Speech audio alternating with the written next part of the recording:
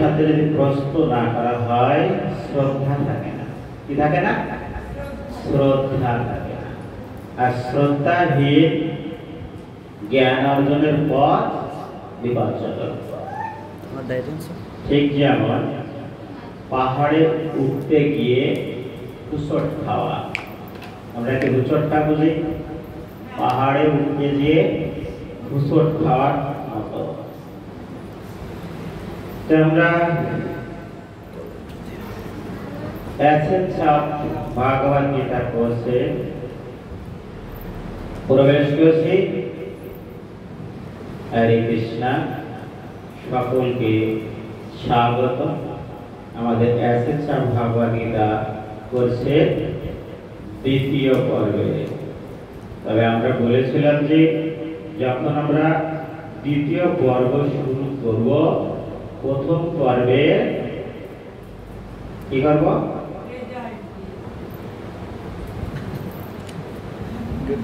Summarise করব।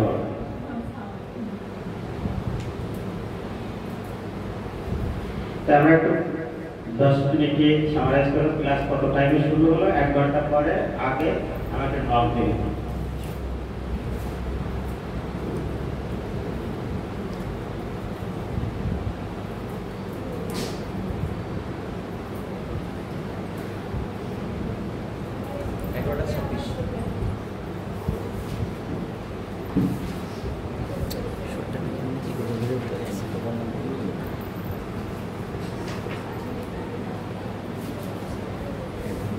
হরে কৃষ্ণ। কোন নির্দিষ্ট বিষয়ের উপর বিশেষভাবে বিশ্লেষিত বিষয় আলোচিত কি বা অন্যের মাধ্যমে জ্ঞান অর্জন, এটা আমরা করেছি কি? অন্যের মাধ্যমে জ্ঞান অর্জন করেছি, কিন্তু কারো কাছে থেকে জ্ঞান অর্জন করে। কাছে থেকে বলতে গুরুর সান্নিধ্যে থেকে তার কাছ থেকে যে জ্ঞান প্রাপ্ত, সে জ্ঞানটা কিন্তু আমরা করি তত্ত্বীয় জ্ঞান অর্জন করেছি। মনুষ্য জীবনের পার্থক্য নির্ণয়, সেখানে আমরা দেখলাম যে মানুষও যা করে পশুও তাই করে, পশুও যা করে মানুষও তাই করে। প্রত্যেক ক্ষেত্রে একই। মানুষ কি করে? যে আহার নিদ্রা ভয় ভয়, পশুও ঠিক তাই করেছে। পার্থক্য পেয়েছে কি? কি পেয়েছে? পার্থক্য পেয়েছে কিনা দেখছি যে প্রতি ক্ষেত্রে একই অবস্থা। মানুষও যা করছে পশুও তাই করছে। তারপর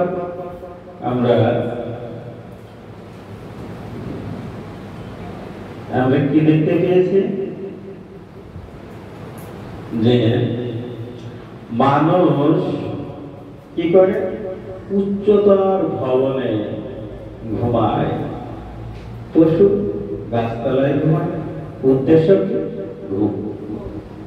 উদ্দেশ্য পার্থক্য পেয়েছে। এইভাবে আমরা যতগুলো পার্থক্য নির্ণয় করতে চেয়েছি সেই জায়গায় আমরা ব্যর্থ হয়েছি। আর কি দেখেছি আমরা? একসময় আমরা ভেবেছি না, মানুষের কি আছে? জ্ঞান, বিবেক আছে, পশুর তা নেই, এটা দেখেছি। কিন্তু আমরা যখন বাস্তব ক্ষেত্রে নির্ণয় করতে দেখি, তখন কি হয়েছে? মানুষকে যদি আমি পছন্দ না করি কাউকে, সে আমার কাছে আসবে? এই ক্ষেত্রে যখন আমরা পশুর দিকে উদাহরণ দিতে যাই, তখন দেখি যে একটা পশুকে আমি আমার সামনে দিকে আসছে, আমি তাকে তাড়িয়ে দিচ্ছি, তখন সে কি করছে? মুভিং করছে, অন্যদিকে ঘুরে চলে যাচ্ছে। সে বুঝতে পারছে যে সে আমাকে চাইছে, এটা পেয়েছে। তার মধ্যেও বিবেক আছে, ঠিক না? এইভাবে দেখেছে আমাদেরও যে বিবেক আছে তারও সেই বিবেক আছে। তাহলে মানুষ আর পশুর মধ্যে পার্থক্য কি থাকে? এইভাবে আমরা যখন জ্ঞানের দিকে গেছি, জ্ঞান লাভের 3টি পন্থা পেয়েছি। মানুষের কিন্তু পার্থক্য পাইনি, এখন আমরা জ্ঞান অর্জনের দিকে গিয়েছি, আসলে পাওয়া যায় কিনা। তখন আমরা জ্ঞান অর্জনের দিকে 3টি পন্থা রয়েছে, 3টি অবলম্বনের মাধ্যমে আমরা জ্ঞান অর্জন করতে পারি: প্রত্যক্ষ, অনুমান আর শর্ত প্রমাণ। সেই ক্ষেত্রে আমরা দেখেছি যে শর্ত প্রমাণ হচ্ছে শ্রেষ্ঠ। কি দিয়েছে? শর্ত প্রমাণ শ্রেষ্ঠ। তাই আমরা শব্দের মাধ্যমে জ্ঞান অর্জন করতে চেয়েছি। সেখান থেকে আমরা পেয়েছি যে কিছু ত্রুটি আমাদের থেকে যায় জ্ঞান অর্জনের ক্ষেত্রে। কর্ণা পাঠক থেকে যায়। আমাদের এই ইন্দ্রিয়গুলো জ্ঞান অর্জনের জন্য যথেষ্ট নয়। আরো কি পেয়েছি? প্রমাদ। আমাদের ভিতরে কিছু প্রমাদ আছে, ভ্রম আছে, ভুল আছে, ঠিক আছে, এইগুলো আছে। তারা বিপ্রলিপ্সা, এগুলো আমাদের ভিতরে ক্রমাবর্তমান। এত ত্রুটি থাকা সত্ত্বে কিভাবে আমরা জ্ঞান অর্জন করতে পারি? সেই ক্ষেত্রে আমরা কিন্তু শব্দ প্রমাণের মাধ্যমে আমরা জ্ঞান অর্জন করতে পারি। কর্ণাবটম দেখেছি আমরা, আমরা দেখতে চাই সেই বস্তু সহ আরো কিছু দেখতে পারে। এই জায়গায় আমরা একটা উদাহরণ দিয়েছিলাম। কিসের উদাহরণ দিয়েছিলাম? মরীচিকা। আর উদাহরণ দিয়েছিলাম মহারাজ যুধিষ্ঠির এর উদাহরণ দিয়েছিলাম। দ্রোণাচার্যের কাছে যখন তারা অস্ত্র শিক্ষা করছিল, একটা পাখির চোখে তীর বিদ্ধ করবে, তার লক্ষ্যটা কি ছিল? সে কি বলেছিল? যে আমি পাখির চক্ষু ছাড়াও আরো কিছু দেখতে পাচ্ছি, মূল বস্তু ছাড়াও আমরা অনেক কিছু দেখতে পাই। এটা আমাদের দুর্বলতা। এইভাবে আমাদের দেখা গেছে যে সব কয়টি ক্ষেত্রে আমাদের ত্রুটি আছে। প্রমাদের ক্ষেত্রেও আমাদের ত্রুটি আছে। দেখা যাচ্ছে এই দিকে আমরা একটা রেল লাইন দেখতে পাচ্ছি কিনা? আমরা এক জায়গায় দাঁড়াই, এক মাথা দাঁড়িয়ে আর এক মাথা দেখলে মনে হয় যেন আর এক মাথা জুটে গেছে। এই ক্ষেত্রে আমরা আমাদের চোখকেও বিশ্বাস করতে পারি না। এরপর আমরা তারপর আমরা আরো পাই যে বিপ্রলিপ্সা, প্রতারণা, বিজ্ঞাপন। অন্যের বিজ্ঞাপনে আমরা যা দেখি তার ভেতরে তা পাই না। পাইটি? হ্যাঁ, দেখছি যে কসমেটিক্সের সবচেয়ে বেশি কি হয়? বিজ্ঞাপন হয়। লেখা আছে এই হয়, এই হয়, কার্যকারিতায় তা নয়।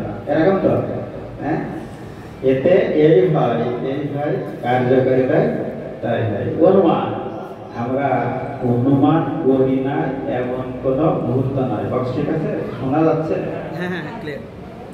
এরকম হয় না? আমি বাড়ি থেকে যখন বেরোচ্ছি, এখন ভাবছি আমার ক্লাস কয়টায়? 10টায়, তাই না? আমি বেরোচ্ছি 10টায়, বলেছে ক্লাস। তাহলে প্রভু কতদিন যাও দেরি করেছে, আজকে দেরি করেছে। অনুমান কি না? আমরা কি দেরি করেছি? দেরি করেছি? আপনাদের জন্য দেরি হয়েছে। এই যে অনুমান, আসলে ভুল। আরো অনেকে করছে, দেখছি খালি আছে 32 জন আমাদের স্টুডেন্ট। তারা বলছে অনলাইনে ক্লাস হবে আজকে। অনুমান সঠিক? সঠিক, সঠিক।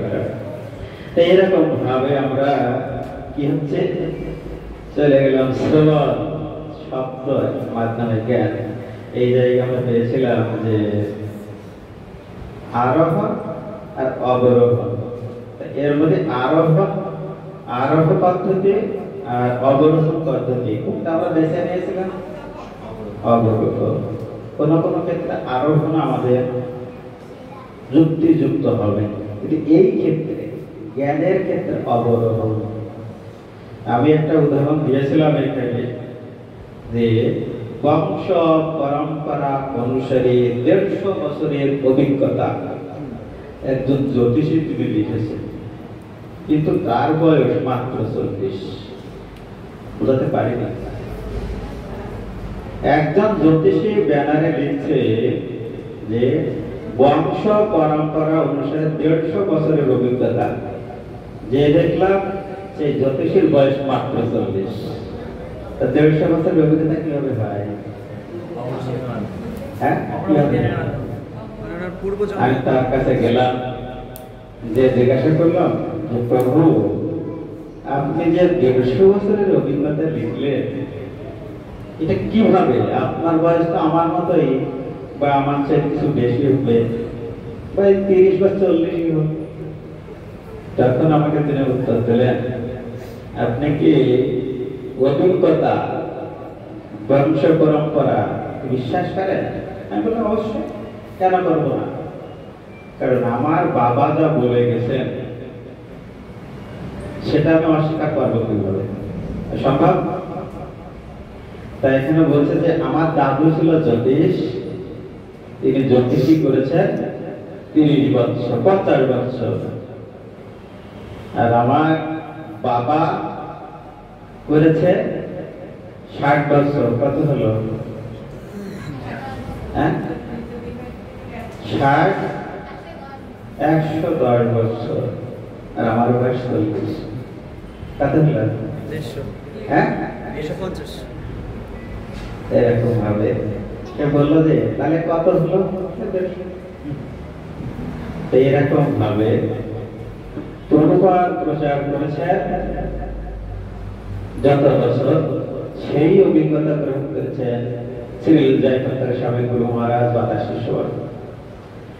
তাদের যে অভিজ্ঞতা তার শিষ্যরা সেটা গ্রহণ করছে। এইভাবে দেখা যাচ্ছে যে ওই রকম 150 বছর বা 100 বছরের আমরা অভিজ্ঞতা গ্রহণ করছি। ঠিক আছে? তাহলে এটা কিভাবে? শব্দ প্রমাণের মাধ্যমে, শ্রবণের মাধ্যমে এই জ্ঞান এসে। তাহলে আমাদের শ্রেষ্ঠ কোনটা পেয়েছে? শব্দ প্রমাণ। মানুষের জানার পটুভূমি কতটুকু। এখানে আমরা একটা বিজ্ঞানীর উদাহরণ দিয়েছিলাম, কার?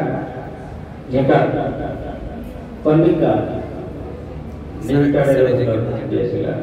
তিনি বলেছিলেন যে জ্ঞানের সাগরের একটি কণা উদাহরণ দিয়েছিলাম। পরে কথা বলবেন। হ্যাঁ, তাহলে তিনিও বলেন যে আমি 100%। এখানে আমি একটা উত্তর দিয়েছিলাম, আমি 100%, এরকম বলেছিলাম। আপনারা বলছেন হ্যাঁ, কারণ এখানে যে আসে 100% আমরা মনে করি, কিন্তু না, এটা আমাদের ভুল।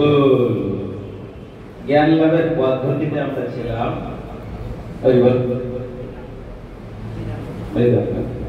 এখানে জ্ঞান লাভের পদ্ধতি আমরা দুইটা পেয়েছিলাম, যে আরোহ অবরোহ, আরোহ আর হচ্ছে অবরোহ।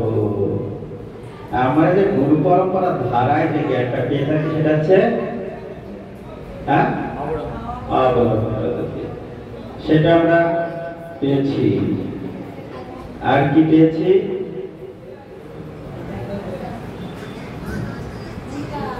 আর কি পেয়েছি? আর কিছুই পেয়েছি আজকে আমরা পাবো না।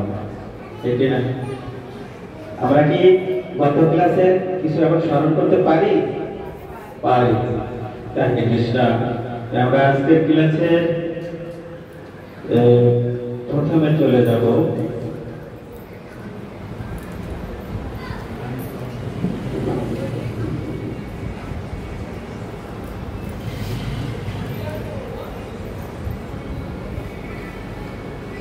Second class.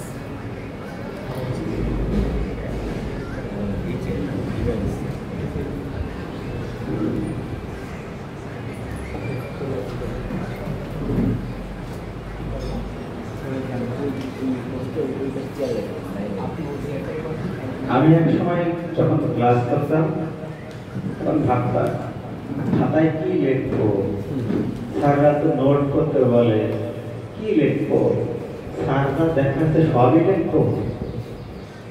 যে আমি একদিন এক খাতা থেকে লেখা শুরু করলাম, তো লিখতে লিখতে দেখতে স্যার খালি দেখাই চলছে, আমার লেখা শেষ হয় না। এক লাইন লিখেছে আর এক করে চলে গেছে, কি লিখবো? এরকম কি না? এরকম আছেন কেউ? কি লিখবো? প্রভু তো অনেক কিছু বলে, লিখবো কি? ঠিক না? হ্যাঁ, দেখেন কি লিখবো।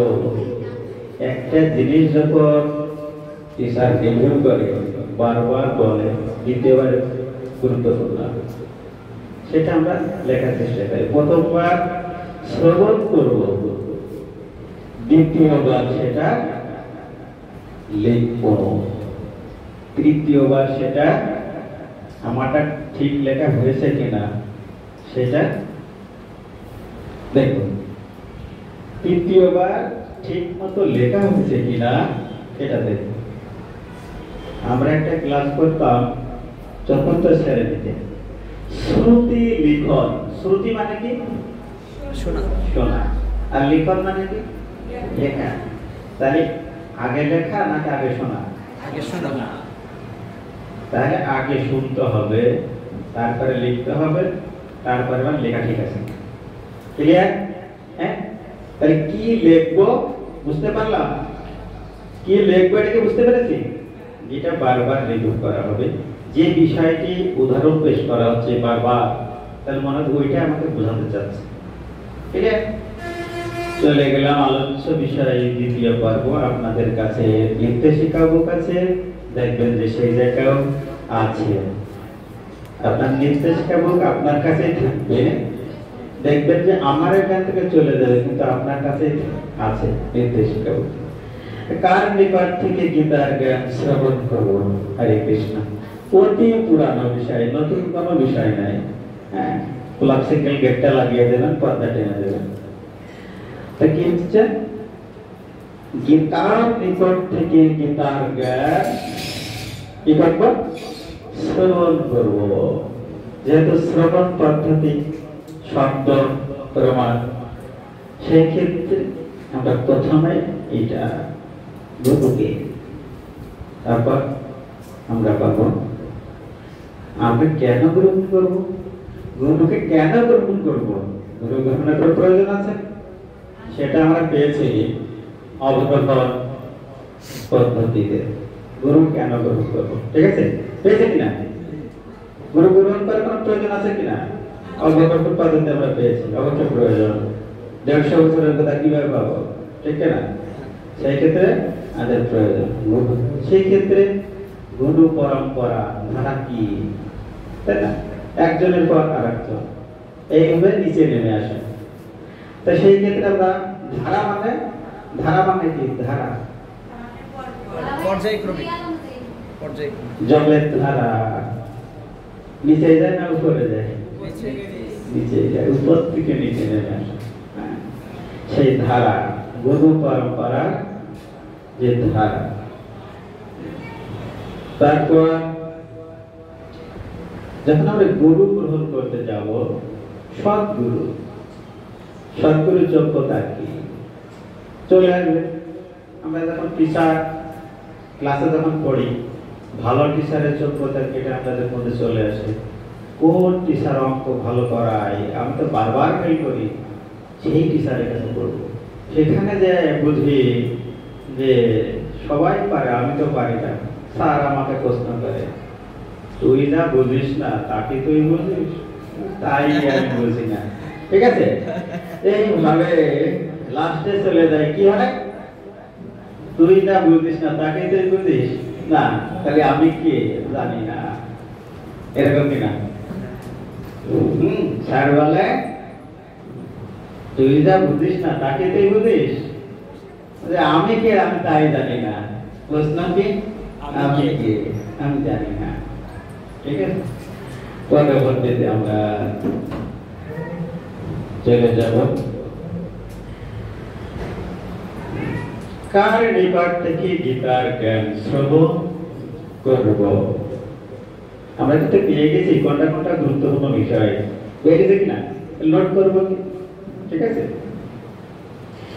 আমরা একটু দেখব।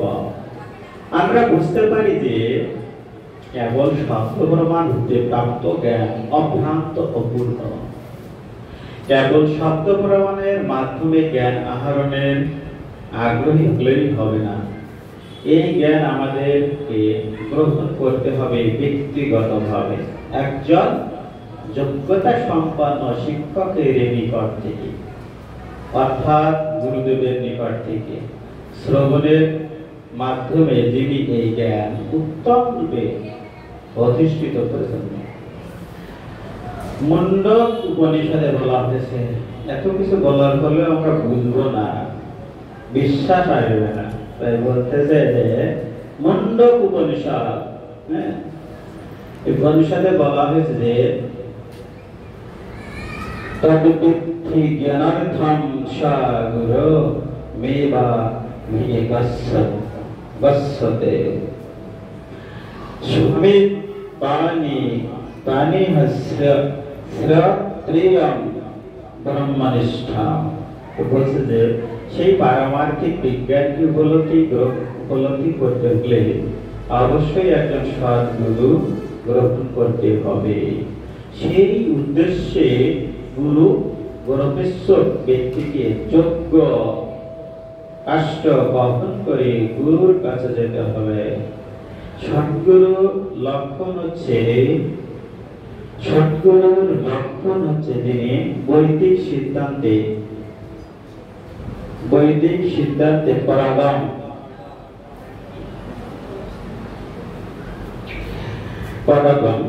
এবং তাই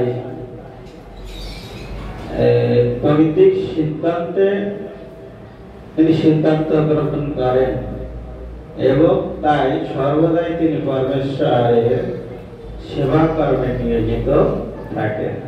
ঠিক আছে, এখানে গুরুদেবের লক্ষণ দিয়েছেন, যেটি সবসময় তিনি বৈদিক সিদ্ধান্তে তিনি সিদ্ধান্ত গ্রহণ করেন আর কি করেন, পরমেশ্বর ভগবানের সেবাতে নিয়োজিত থাকেন।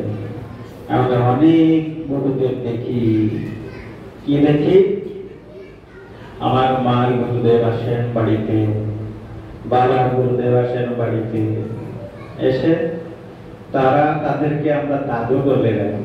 ঠিক আছে, যখন দাদু বলে ডাকি, দাদু নাতির সম্পর্ক একটু মধুর হয়, একটু দুষ্টমি হয়, ঠিক আছে, বা একটু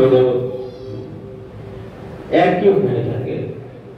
ঠিক আছে, ওইগুলো গুরুর লক্ষণ কিনা এখানে স্পষ্ট ভাবে বলেছে যে তিনি পরমেশ্বরের সেবা কর্মে নিয়োজিত থাকবেন সবসময়। কৃষ্ণ কথা ছাড়া তিনি বলবেন না, অর্থাৎ তিনি শাস্ত্রজ্ঞ হবেন। প্রথমটা বলছে বৈদিক সিদ্ধান্তে তিনি শাস্ত্রজ্ঞ হবেন, দ্বিতীয়ত কৃষ্ণ তত্ত্ববেত্তা হবে। ঠিক আছে,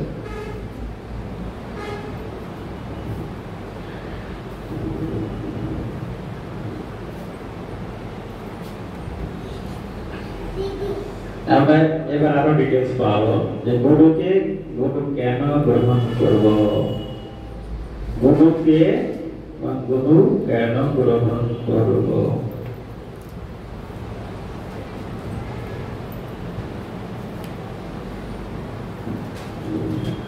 দেখা যায় এরাই দেখা যায় যে আমরা যখন শাস্ত্র থেকে উদ্ধৃতি দিয়ে সদ্গুরু গ্রহণ করার কথা বলি, তখন অনেকে আমাদের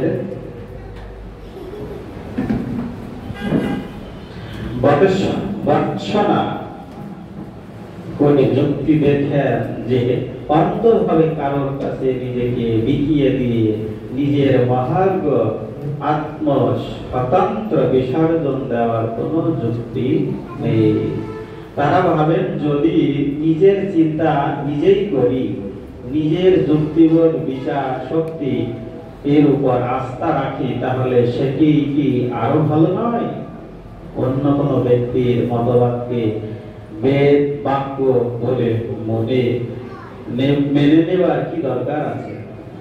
কেনই বা পরম সত্য বিশেষ কোনো একজন ব্যক্তির একচেটিয়া সম্পত্তিতে পরিণত হয়ে সর্বোপরি কোনো একজন বিশেষ ব্যক্তি যা বলবেন তাকে সত্য বলে মেনে নিতে হবে কেন? অবশেষে তারা সিদ্ধান্ত করেন তাদের উচিত হচ্ছে আমাদের কাছে যা কিছু ঠিক বা ভালো বলে মনে হবে তা গ্রহণ করা আর অন্য সব কিছু বর্জন করা। এইভাবে তাদের তড়িৎ অবস্থান স্পষ্ট হয়ে ওঠে। তারা স্বাধীন থাকতে চান এবং একই সাথে সমস্ত প্রামাণিক আচার্যবর্গের কথিত জ্ঞান সম্ভারের সর্বোত্তম রত্ন সম্পদগুলি লাভ করতে চান।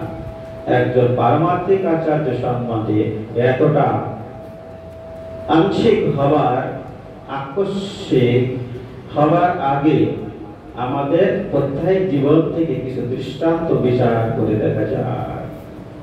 তারপরে অনেক সময় এরকম ভাবি, আমি কি কম যে ভগবানকে আমার মাথায় কোন জ্ঞান পেয়েছি, আর একজনের কথা শুনে চলতে হবে? এটা তো সংসারে উঠে থাকে, কেন শুনতে যাবো?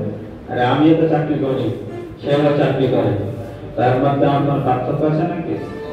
সে একবারে সাধারণ মানুষ। আমি অমুকের কথা বলে সম্ভব, আমি একজনের অধীনে থেকে ভক্তি জীবন তারা ভগবানকে আমার নয়, আমি কেন আর একজনের কথা শুনবো? ভগবান কি করছে? সূর্যের তাপ বা সূর্যের আলো দিচ্ছেন, কার কি কম দিচ্ছেন? যিনি ভগবানকে ভগবান বলে মানেন না, তিনি কি সূর্যের আলো বা অক্সিজেন গ্রহণ করছেন না? করছেন। আবার যিনি ভগবানকে ভগবান বলে মানে, তাকে কি সূর্যের আলো বা অক্সিজেন দিচ্ছেন কিনা? তার মধ্যে পার্থক্য আছে? নেই। তাহলে কেন আমি গুরু গ্রহণ করতে যাব? ভাবার কোনো প্রয়োজন নেই, তাই না? একজন চোর যেভাবে ভগবানের যে সুবিধা দিচ্ছেন সেটা গ্রহণ করছে, একজন ভক্ত সেই একই সুবিধা গ্রহণ করছে। তাই কেন আমরা ভক্ত হতে যাব নাকি?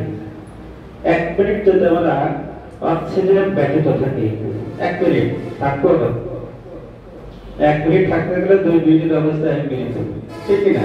হ্যাঁ, মৃত বলে ঘোষণা করবে। শুধু তাই না, বাড়ি থেকে নিচে নামা শ্মশানে নিয়ে যায়, এরকম কিনা? হ্যাঁ, কেন? একটু ভক্ত যার সুবিধা ভোগ করছে, একজন অসুর বা অভক্ত সে একই সুবিধা ভোগ করছে, তা কেন আমি আর একজনের শরণাপন্ন হবো? ঠিক না? কোন যুক্তি নেই। দেখি পরবর্তীতে কি বলেন বিশেষজ্ঞরা? বলছেন যে আমরা কিছু দৃষ্টান্ত বিচার করতে চাই। কি দৃষ্টান্ত? একজন চিকিৎসকের সাহায্য গ্রহণের সময় আমরা জ্ঞাতসারে এবং অজ্ঞাতসারে একজন প্রামাণিক ব্যক্তি বা আচার্যের শরণাপন্ন হচ্ছে। একজন সুযোগ্য চিকিৎসকের কাছ থেকে ঔষধ ও পরামর্শ গ্রহণের মাধ্যমে আমরা কি তাকে একজন চিকিৎসা শাস্ত্রের কর্ণধার বা মেডিকেল অথরিটি হিসেবে তার উপর আমাদের আস্থা বা বিশ্বাস প্রদর্শন করছি না? করছি। আমার যখন রোগ হয়েছে, আমি ডাক্তার, যখন রোগ পাই আমি কি ডাক্তার? হ্যাঁ, আমি পেশায় ডাক্তার, কিন্তু যখন আমার রোগ হচ্ছে বা একজন ডাক্তারের রোগ হচ্ছে, তখন সে ডাক্তার কি? সে পেশেন্ট বা রোগী। ডাক্তারের যদি রোগ হয় সেও কিন্তু রোগী, তখন সে কি করে? অন্য একজন ডাক্তারের কাছে যায়। তখন তিনি যদি বলেন সেই ডাক্তার রোগী হয়ে যায়, সেই ডাক্তার সে যায় ডাক্তারের কাছে গিয়েছেন, তাকে যদি বলে এইভাবে না এইভাবে করো, অপারেশনটা এইভাবে না এইভাবে করো, ডাক্তার কি করবে? তারটা শুনবে? না। হ্যাঁ, আবার এই যে ডাক্তার গিয়েছে তাকে কিন্তু বিশ্বাস করে গিয়েছে, গিয়েছে কিনা? বিশ্বাস না থাকলে আমরা আরেকটা ছোট একটা উদাহরণ দিই।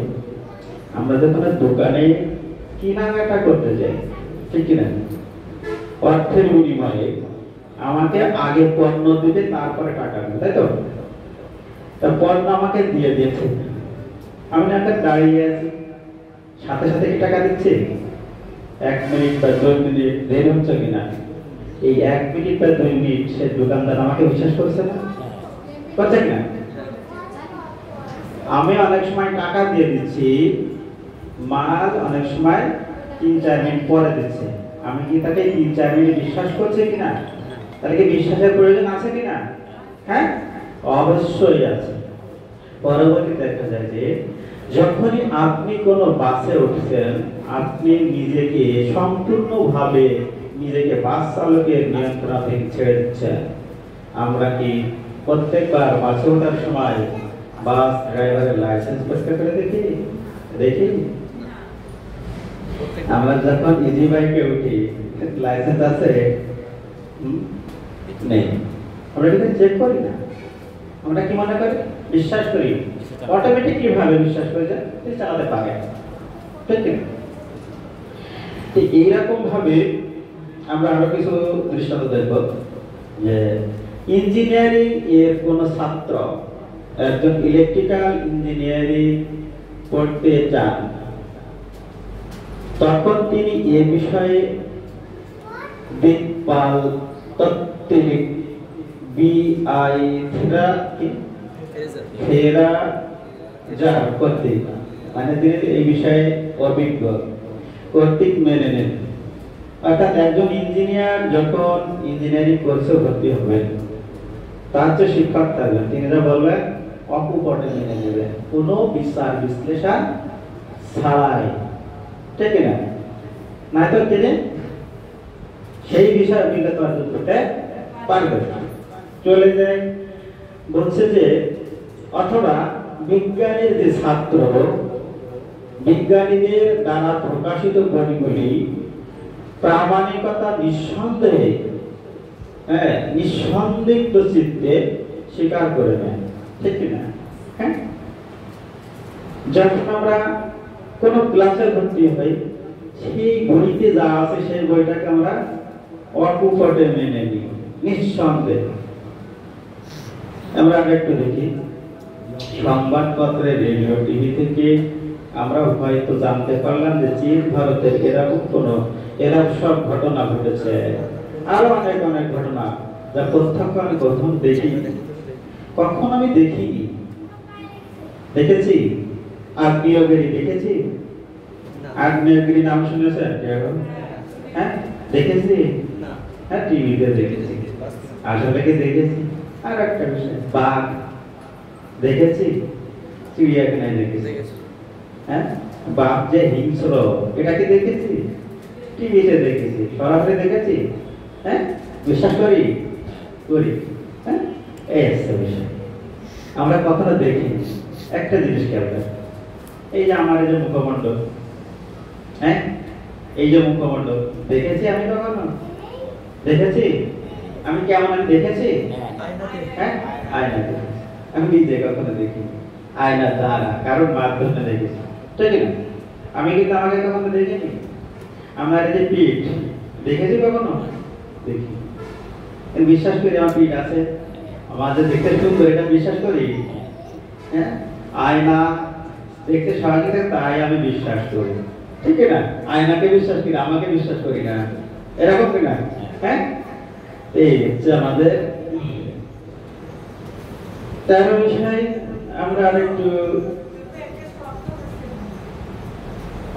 শব্দ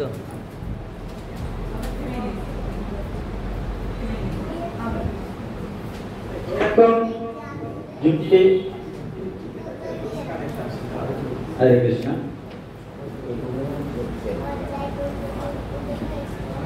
হরে কৃষ্ণ, হরে কৃষ্ণ, হরে কৃষ্ণ, হরি বল। এরকম ভাবে যদি আমরা দেখি যে একজনের উপর আমরা বিশ্বাস না করে আমি এগোতে পারছি না, পারছি? কারণ না কারোর কথা আমার বিশ্বাস করাই লাগছে। চলে যাই, গুরু পরম্পরার ধারাটা কি কি বলে? বৈদিক জ্ঞান অবরোহ পন্থা গুরু থেকে শিষ্যের কাছ থেকে প্রবাহিত হয়। জ্ঞানের এই প্রবাহ বা শৃঙ্খলাকে গুরু পরম্পরা বা গুরু শিষ্য পরম্পরা বলে, ঠিক না? কি বললো আপনাদের আগে কিন্তু ব্রিফিং দিয়ে দিয়েছে বিষয়ে, যে বৈদিক জ্ঞান অবরোহ পন্থায় গুরু থেকে শিষ্যের কাছে প্রবাহিত হয়। জ্ঞানের এই প্রবাহ বা শৃঙ্খলাকে বলা হয় গুরু পরম্পরা বা গুরু শিষ্য পরম্পরা। এই প্রবাহ, এই প্রবাহটাকে অবরোহ পন্থা, আর অবরোহ পন্থা, অবরোহ, এটা হচ্ছে গুরু পরম্পরা ধারা। ভাগবত গীতায় ৪র্থ অধ্যায়ে ২ নম্বর শ্লোকে ভগবান শ্রীকৃষ্ণ অর্জুনকে বলেছেন, এবং পরম্পরা প্রাপ্তি এবং পরম্পরা প্রাপ্তি, এই পরম বিজ্ঞান বা ভক্তিযোগ লব্ধ হয়েছিল গুরু শিষ্য পরম্পরার ক্রমে। গুরু আর শিষ্য এর পরম্পরা ক্রমে এই কি জ্ঞান? ভক্তিযোগ, পরম বিজ্ঞান। আমরা যে বিজ্ঞান নিয়ে পড়াশোনা করি, এটা কি জ্ঞান? জড় জ্ঞান। আর পরম জ্ঞান, পরম মানে কি? যার, পরম জ্ঞান মানে যার উপরে আর কোনো জ্ঞান নেই, ঠিক আছে? এটা হচ্ছে পরম। অণু আর পরমাণু আমরা বুঝি, অণুকে বড়, অণুকে ভাঙলে যেটা পাওয়া যায় সেটা হচ্ছে পরমাণু, তাই তো? এটা বিজ্ঞানের ভাষায় বলে। বিজ্ঞানের স্টুডেন্ট নাই আজকে? আছে বিজ্ঞানের স্টুডেন্ট নাই? আপনি সায়েন্সে? এটাকে বলে অণুকে ভাঙলে পরমাণু পাওয়া যায়। পরমাণু আস্তে ছোট আছে নেই, তাই বলে সেটা সূক্ষ্ম, ঠিক আছে? তাহলে হচ্ছে পরম্পরা, ঠিক আছে? পরমেশ্বর, পরমেশ্বর ভগবানের কাছ থেকে একাধিক ধারা এই জ্ঞান নেমে এসেছে, এবং জ্ঞান প্রবাহের এই বিশেষ বিশেষ ধারা বা পরম্পরাকেই বলে সম্প্রদায়। কি বলে? কিভাবে বলছে সম্প্রদায়? কাকে বলছে? পরমেশ্বর ভগবানের কাছ থেকে একাধিক ধারায়, একের অধিক ধারায় এই জ্ঞান নেমে এসেছে, এবং জ্ঞান প্রবাহের এই বিশেষ বিশেষ ধারা, এখানে বলছে বিশেষ বিশেষ ধারা বা পরম্পরাকেই বলা হয় সম্প্রদায়। যেমন কি ব্রহ্ম সম্প্রদায়ের বৈদিক জ্ঞান প্রবাহিত হয়েছে। ব্রহ্ম সম্প্রদায় কি হয়েছে? বৈদিক জ্ঞান প্রবাহিত হয়েছে, আমরা পাবো। আর কি হয়েছে? পরমেশ্বর ভগবান শ্রীকৃষ্ণ থেকে প্রথমে ব্রহ্মার কাছে, তার থেকে ব্রহ্মার কাছ থেকে নারদ, নারদ থেকে ব্যাসদেব, ব্যাসদেব থেকে তৎপরবর্তী গুরুবর্গের মাধ্যমে শ্রী চৈতন্য মহাপ্রভু হয়ে আন্তর্জাতিক কৃষ্ণ ভাবনামৃত সংঘ ইস্কনের প্রতিষ্ঠাতা আচার্য শ্রীল প্রভুপাদ, ঠিক আছে? এর পরবর্তীতে শিষ্যরা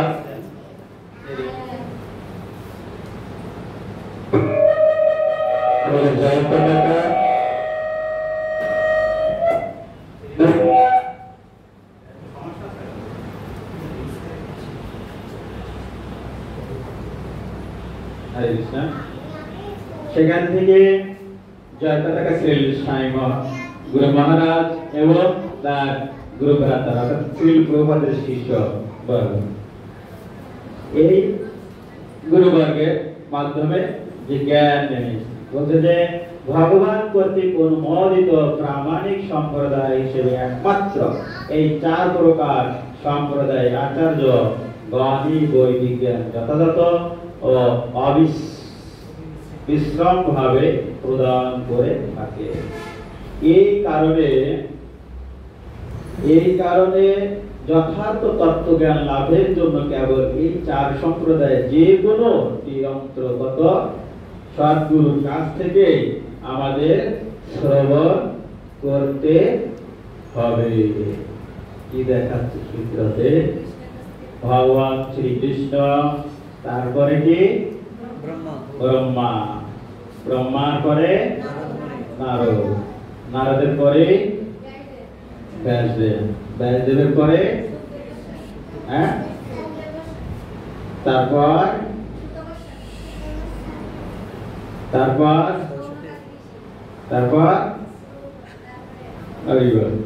এইভাবে গুরু পরম্পরা ধারায় নেমে আসছে এই জ্ঞানগুলো। ঠিক আছে, আমরা আরো পাবো। তাহলে প্রথম হচ্ছে ব্রহ্মা। এই ব্রহ্মাণ্ডের প্রথম জীবকে বলেছিলাম প্রথম ক্লাসে। প্রথম জীবকে ব্রহ্মা। ব্রহ্মা আমাদের পিতা, তাই তো? আর পরম পিতাকে বিষ্ণু। তারপর পরম পিতামহ ভগবান শ্রীকৃষ্ণ। ঠিক আছে, এইভাবে আমাদের গুরু পরম্পরা ধারায় নেমে এসছে। বোঝা যাচ্ছে? আমরা গুরু পরম্পরা ধারা কি আমরা এটা বুঝে গেছি নাকি? তাহলে যদি তাই বুঝে থাকি, ব্রহ্মার গুরুদেব কে আর নারদের গুরুদেব?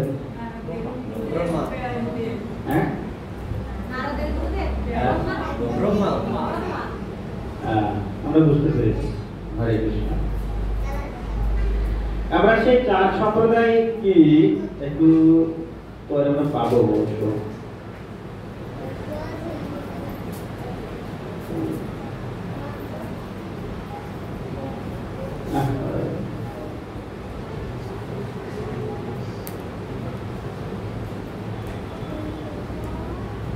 চার সম্প্রদায়,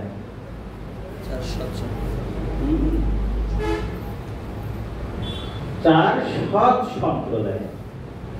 এখানে দেখেন, এখানে দেখো ভগবান শ্রীকৃষ্ণ থেকে 4টি সম্প্রদায় চলে গেছে। এটা ভালো ক্লিয়ার বোঝা যাচ্ছে না?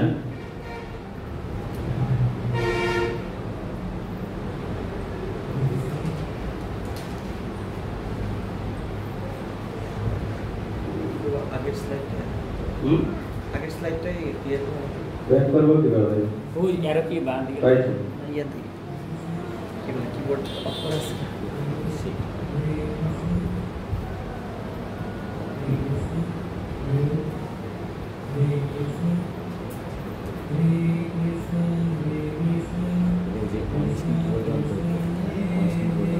এটা আগে আমি ওটাতে করছি। হ্যাঁ হ্যাঁ,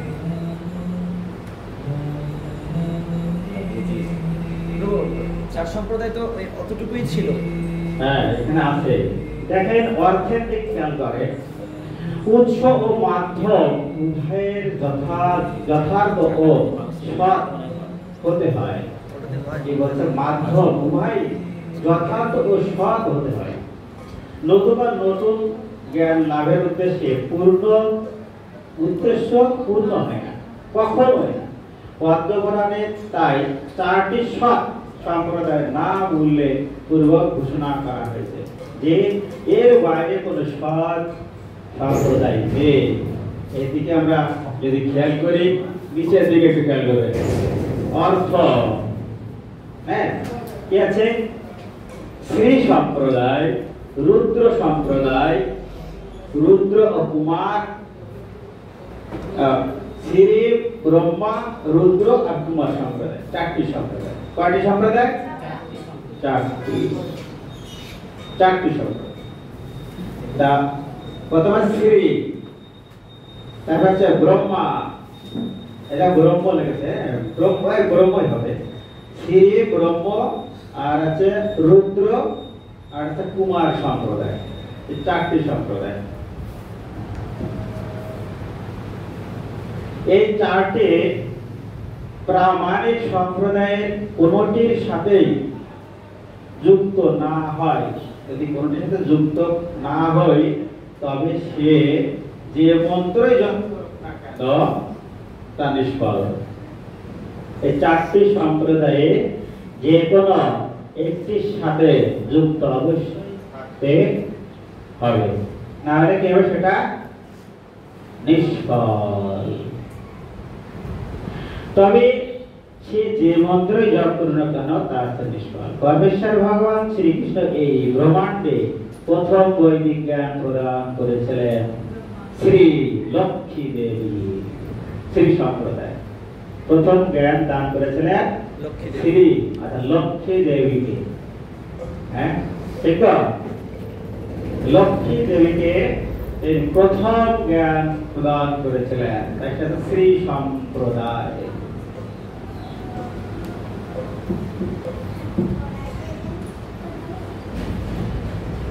তারপরে ব্রহ্মা,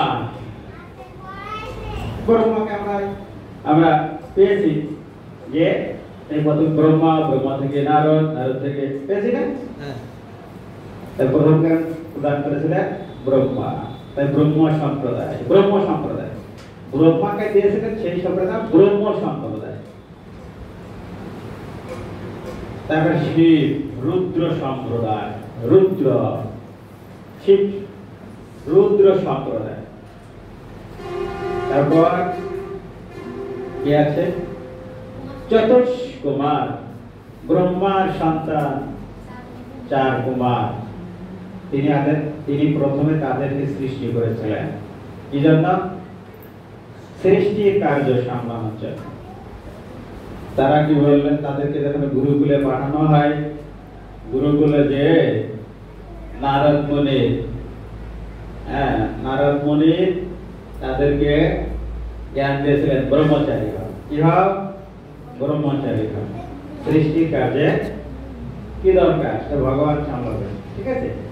এই কিছু চতুষ্কুমার যখন গুরুকুল থেকে ফিরে আসে ব্রহ্মার কাছে, তখন তাদের কাছে বলে তোমরা গৃহস্থ জীবনে যাবে নাকি ব্রহ্মচারী থাকবে? তখন চতুষ্কুমার বলল আমরা ব্রহ্মচারী থাকবো, কারণ নারদ তো তাদেরকে ব্রহ্মচারী হওয়ার জ্ঞান দিয়ে দিয়েছেন। তখন ব্রহ্মা তাদেরকে অভিশাপ করেছিলেন যে তোমরা এই শিশুই থাকবে, আর কখনো বড় হবে না। তাই তারা চতুষ্কুমার শিশুই আছে, ছোট আছে, যারা কোনো বৃদ্ধ হন না, সেই চতুষ্কুমার সম্প্রদায়। এই চারজন আছে কি, সনক, সনাতন, সনন্দ, সনত কুমার, ঠিক আছে। এই চারজন, তাদেরকে অভিশাপ দিয়েছিলেন কে? ব্রহ্মা। তাদের একটা সম্প্রদায় আছে, মোবাইল আছে, হরি বল, ঠিক আছে না? ওকে। যা বর্তমান কলিযুগে বাহিত হয়েছে চারজন সম্প্রদায়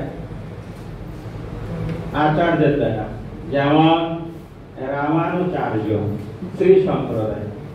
রামানুচার্য হচ্ছে শ্রী সম্প্রদায় প্রচার করেছে। রামানুচার্য, তার একটা উদাহরণ আমার খুব ভালো লাগে। তার এক শিষ্যকে তিনি বলছেন যে একদিন বলছেন তিনি শিষ্যদের নিয়ে মন্দিরের নিচেই, নাট মন্দিরে তিনি জ্ঞান দিচ্ছেন বা তাদেরকে প্রবচন দিচ্ছেন। এমন সময় পূজারী তাকে প্রসাদ দিয়ে গেছে। কি দিয়েছেন? প্রসাদ। সাধারণত মিষ্টি প্রসাদে পিঁপড়া আসে, এখন এই প্রসাদে একটি পিঁপড়া ছিল। তখন রামানুচার্য বলছেন এক শিষ্যকে, এই পিঁপড়াটাকে গর্ভ মন্দিরে দিয়ে আসবো। আমাদের মতো মানুষের পিঁপড়াকে আমরা এত শিষ্য রয়েছি, আমাদেরকে ভালোবাসে, পিঁপড়াকে তো ভালোবাসে, ঠিক আছে? তখন শিষ্য গুরুদেবের আদেশ তিনি সেই গর্ভ মন্দিরে দিয়ে আসেন। আসার পরে শিষ্যরা এদিক ওদিক তাকাতাকি করছে, গুরুদেব এমন কথা কেন বললো? তখন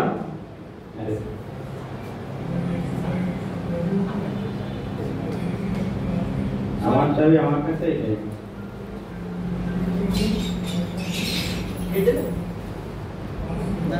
কিসের চাবি?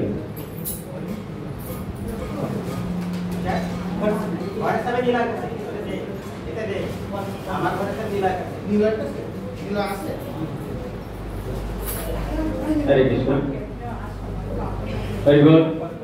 এরপর কি হয়েছে? কোথায় ছিলাম? যে বৃষ্টি বর্ষালে পিঁপড়া আসে। তখন শিষ্যরা এদিক ওদিক তাকাতে তাকাতে বলছে, গুরুদেব বুঝতে পেরেছেন, যে বলছেন তোমাদের মনে কি কোনো প্রশ্ন আছে?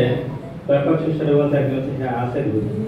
আপনি একটু পিঁপড়াকে তো গুরুত্ব দিলেন, এই বিষয়ে যদি কিছু বলতেন, কথাগুলো ধরো দেখেন, এই বিষয়ে যদি কিছু বলতেন। আমাদের প্রশ্ন এরকম হয় না, এটা হচ্ছে বিনয়। আমাদের প্রশ্ন এটা কেন হলো, এটা আমাকে বলে, এরকম। এটা হচ্ছে গুরু শিষ্যের আলোচনা না। শিষ্য এরকম প্রশ্ন করবে যে গুরুদেব এই বিষয়টা এরকম হলো, যদি একটু বলতেন। তিনি বললেন যে ওই যে পিঁপড়া, ওই গর্ভ মন্দিরের জন্ম, আর আমার জন্ম এই ভগবানের গর্ভ মন্দিরে আমার হয়নি। তার সৌভাগ্য আর আমার সৌভাগ্য আকাশ পাতাল ডিফারেন্স। তার যোগ্যতা আছে রাধা মাধবের সাথে থাকা, কিন্তু আমার নাই। সে আমার থেকে অনেক উন্নত, তাই তার অবস্থা ওই জায়গায়। তাকে কেন আমি নিতে আনার অধিকার আমার নেই? কি বললাম? কি শিক্ষা পেলাম? এই যে শিক্ষা, এই শিক্ষা আমাদের মধ্যে যদি না থাকে, একটা পশুর প্রতি যদি ভালোবাসা যদি না থাকে, আমি কিসে উন্নত? উন্নত হয়েছি? উন্নত তখন হব এই যে আমরা যখন ভগবানের সাথে যখন যুক্ত হব, এই মনোভাব যখন তৈরি হবে, না আমার ভক্ত হতে হবে, আমি আত্মা করতে পারবো, তখন আমার তখন পশু থেকে আমার কিছু উন্নত, চেতনা উন্নত। তারপরে আছে মাধবাচার্য ব্রহ্ম সম্প্রদায়। ব্রহ্মার যে সম্প্রদায় ছিল মাধবাচার্য, তিনি প্রচার করেছেন। কৃষ্ণ রুদ্র সম্প্রদায়, বিষ্ণুর যে সম্প্রদায় ছিল, এটাতে কি প্রচার করেছেন? কৃষ্ণ রুদ্র সম্প্রদায়। রুদ্র মানে শিব সম্প্রদায়। ভগবান শিব আছে রুদ্র, বৈষ্ণবাচার্য, তারা নিম্বাক স্বামী, নিম্বাক।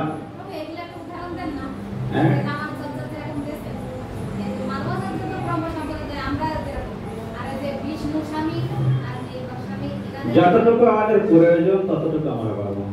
আমরা যদি বেশি চাই,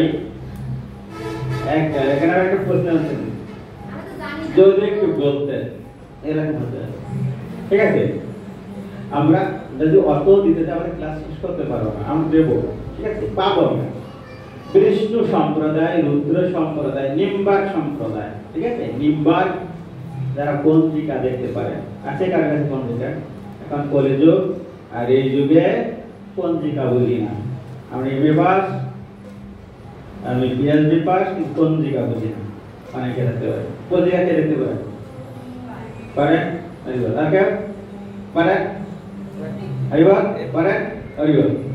আমাদের সবাইকে শেখা উচিত, ঠিক আছে? নিম্বার মত লেখা থাকে, দেখতে হচ্ছে। আরটা লেখা আছে নিম্বার মত, আরটা কি, আর কি মত লেখা থাকে? গোস্বামী মত, ঠিক আছে? এই চারটি সম্প্রদায় ভেঙে দুটো সম্প্রদায়, তাই একটা সম্প্রদায় কিছু পরে, ঠিক আছে? পরে আবার দেখবো, পরে পাবো। আমরা এত সময় যা বললাম, চিত্রায়িত আমরা দেখতে পাচ্ছি। ঠিক আছে? এখান থেকে দেখেন শিব, হ্যাঁ, এটা এখানে রাখতে বলছে। এই সম্প্রদায়গুলো আমরা আচ্ছা, আপাতত ওই সাইডে রাখেন, পরে দেখতে পাচ্ছি। ক্লাসটা শেষ হোক তারপরে দেখুন। এক পাশে রাখেন, ওই ওই বাইরে এক পাশে রাখেন। তারপর আমরা পাবো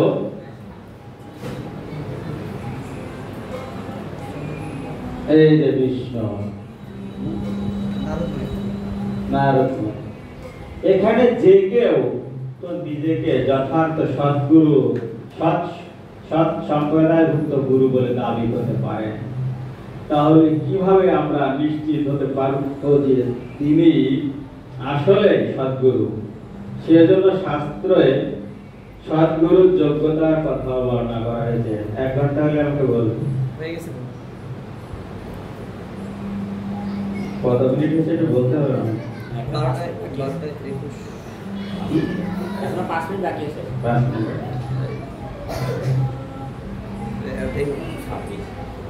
আমরা আছে সদ্গুরুর যোগ্যতা। সদ্গুরুর যোগ্যতা অর্থাৎ আমি যখন এসএসসি পড়ি, অর্থাৎ টেনে যদি পড়ি, তো অত্র এলাকায় অনেক ভালো স্কুল থাকবে, তার মধ্যে একটা স্কুল বাছাই করে দিই যেটা সবচেয়ে ভালো। অত্র এলাকায় একজন অঙ্কের টিচার বা ইংরেজির টিচার থাক, যত টিচার তার মধ্যে একটা ডিসি, ঠিক কিনা? ঠিক তেমনই যথার্থ গুরু, সদ্গুরুর যোগ্যতা কি? রোগ হলে যেমন আরোগ্য লাভের জন্য আমরা সুচিকিৎসকের শরণাপন্ন হই, তেমনি ভবরোগ থেকে মুক্তি লাভের জন্য সদ্গুরুর শরণাপন্ন হতে হয়। অনভিজ্ঞ হাতুড়ে বা ভণ্ড চিকিৎসকের শরণাপন্ন হলে রোগ মুক্তি তো দূরের কথা, রোগের মাত্রা বা ভোগান্তি বাড়বেই বা কমবে, বাড়বেই, কমবে না, কমে না। ভণ্ড গুরু শরণাপন্ন হলেও ঠিক তেমনই পারমার্থিক জীবন আমাদের ধ্বংস হয়ে যেতে পারে। তাদের মুখের কথা, তাদের রূপ, তাদের জাতি, বর্ণ যাই হোক না কেন, সদ্গুরু আসল যোগ্যতা এসব বাণিজ্য বিষয়ের উপর নির্ভর করে না। ঠিক যেমন চকচক করলেই শোনা হয় না, খাঁটি সোনা নির্ণয়ের জন্য যেমন পরীক্ষা করতে হয়, ঠিক তেমনই সদ্গুরু নির্ণয়ের জন্য তার যোগ্যতা ও লক্ষণ যাচাই করতে হয়। এর সম্বন্ধে ভগবান বলা হয় তস্মাদ গুরু খণ্ডত হবে জিগীর্ষায়াম শ্রেয় মুক্তমং শব্দে পরিচ নিশ্চত। এটা কিন্তু বানান একটা ভুল আছে। ব্রহ্মা পুণ্যাপ সহস্রয়ম। অর্থ, সুতরাং প্রকৃত সুখ, শান্তি ও কল্যাণ লাভে আগ্রহী যে কেউ অবশ্যই দীক্ষা গ্রহণের মাধ্যমে সদ্গুরুর আশ্রয় গ্রহণ করতে হবে। সদ্গুরুর যোগ্যতা হলো তিনি গভীর অনুধান সহকারে শাস্ত্রের সিদ্ধান্ত উপলব্ধি করে অন্যদেরও সে বিষয়ে প্রত্যয় উৎপাদন করতে সক্ষম হবে। সদ্গুরুর যোগ্যতা কি? সদ্গুরুর যোগ্যতা কি? শাস্ত্রজ্ঞ হবে, আচার এবং প্রচার করবে। তাহলে প্রথম কি? তিনি কৃষ্ণ তত্ত্ববেত্তা হবে, সদ্গুরুর যোগ্যতা। তিনি কৃষ্ণ তত্ত্ববেত্তা হবে। তারপর হরিনাম পরায়ণ হবে। তারপর শাস্ত্র অজ্ঞত হবেনি, শাস্ত্র বিধি অনুসারে নিজে আচরণ করবে এবং প্রচার করবে। আচরণ কেমন আর প্রচার কেমন? আমি যা করি আমি তাই বলবো। আমাদের প্রচার কেমন হয়? আমি যা করি তা বলি না, যেটা ভালো সেটা বলি, তা আমি করি না। হ্যাঁ, এরকম প্রচার হয়। তাহলে আমরা সদ্গুরু চিনব কিভাবে? কৃষ্ণ তত্ত্ববেত্তা কিনা। অর্থাৎ তিনি কৃষ্ণ কথা ছাড়া অন্য কিছু বলবেন না। সেখানে নাতি সম্পর্ক হোক, কাকু সম্পর্ক হোক, অন্য যে কোনো সম্পর্ক, কৃষ্ণ কথা ব্যতীত অন্য কোনো কথা তিনি বলবেন না। তিনি শাস্ত্রের উদ্ধৃতি ছাড়া কখনো কথা বলবেন না। শ্রীল জয়পাত্রের স্বামী গুরু মহারাজের কথা প্রবচনগুলো শ্রবণ করবেন, দেখবেন তিনি কখনোই নিজের মনের কথা বা বলেন। এটা সবসময় বলেছেন যে শ্রীল প্রভুপাদ আমার গুরুদেব এইরকম ঘটনা ঘটলে আমাকে এই করতে বলেছিল, ঠিক আছে, এরকম বলবেন যে অমুক মনীষী বা অমুক মনি ঋষি এরকম সমস্যায় পড়লে তিনি এমুক করেছিলেন, এরকম কখনো নিজে বলবেন না এটা এটা করো, কখনো বলেন। এটা হচ্ছে সৎগুরুর যোগ্যতা, ঠিক আছে। আমি তো বোঝাতে পেরেছি, হ্যাঁ। আর শিষ্যের যোগ্যতা পরে আসে, হ্যাঁ। তাহলে আমরা পেয়েছি নাম হট্ট এক নাম্বার প্রশ্ন, এটা দেওয়া আছে উত্তর সৎগুরুর যোগ্যতা। এখানে কতটা সুন্দর দেওয়া নেই। তাহলে আমরা এটা ক্লিয়ার, সৎগুরুর যোগ্যতা নোট করা হয়েছে, নোট নোট হয়েছে। হরি বল, হরে কৃষ্ণ। আমাদের মাঝে আমাদের মন্দিরের পিতা সাম, হ্যাঁ, আমাদের সামনে উপস্থিত হয়েছেন, হয়তো আমাদের আশীর্বাদ দিবেন। হরে কৃষ্ণ। নীলার কাছে নীলার কাছে কারো চেষ্টা করে দেয় যে পিলারটা আছে না, পিলারের উপর হাত তুলে আমি পাবো যদি নীলায় না থাকে পিলারের উপরে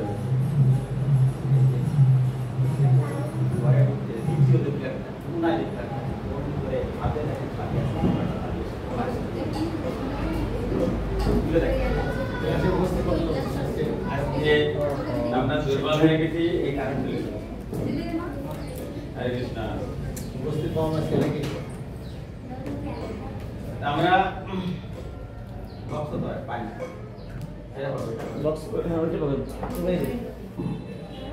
আমরা এখন ব্রেক নেব, ব্রেক 10 মিনিট। হরে কৃষ্ণ।